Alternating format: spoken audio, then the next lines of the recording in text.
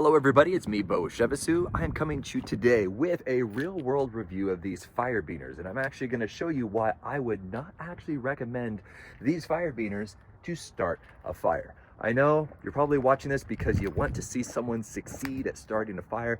I've done a lot of survivalist type outdoor stuff. I actually climbed that mountain every single year. That's called Mount Rainier.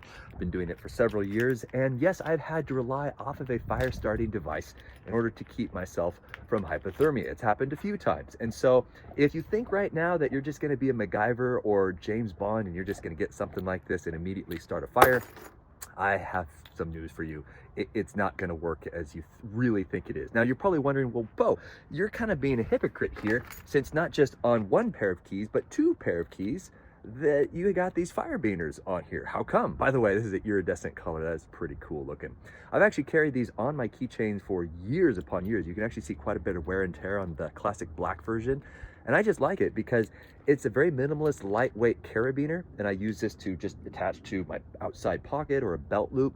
It also has a bit of a razor blade right there. That razor blade is protected, so you can't actually cut yourself. Like if you're reaching into your purse to grab these, you're not gonna be able to cut yourself. However, in a pinch, you could use this to actually slice through, let's say, for example, a seatbelt if you're trapped in your car. So the fact that it is a carabiner combined with a multi-tool, I actually really like.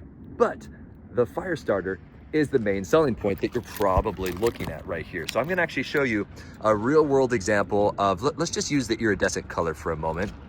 And I would recommend actually taking this off your keychain before you use this, simply because if you were to try to use it, you have to follow the direction of this arrow right there. So you gotta go in that direction. The keys really get in the way. Now, if you've ever started a fire before, you'll know that this fire is only as good as your fuel. And if you think that you could just go up to a bunch of dry leaves and just do that, and it's just going to start a fire for you, it's not gonna work like that. So I'm gonna actually show you a real world example. And to really try to perfect this, I've actually been using this dry piece of paper. You can still see some burn marks in here. And even with that, it didn't catch.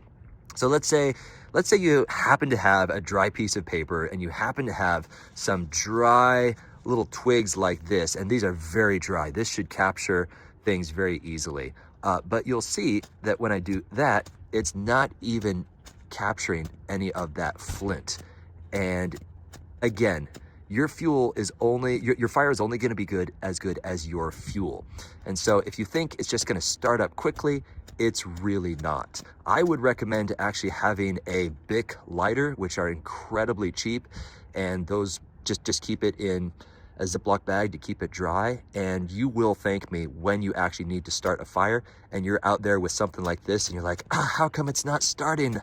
Some guy on Amazon promised that this would actually start a fire. And as you can see, it's not.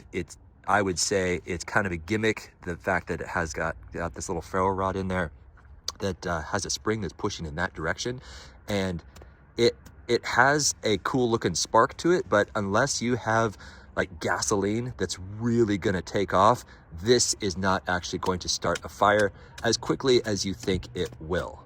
Okay, so I would recommend just getting a cheap Bic lighter. I know it's not sexy to have one of those in your glove box or in the bottom of your pocket or your EDC bag, but it is worlds better than trying to start a fire with this little gimmick right here. Now, with that being said, I would still recommend to keep this on your keychain because there are some features on here which are pretty cool. Just don't necessarily rely off of this Firebiner for the fact that it has a quote fire starting capability.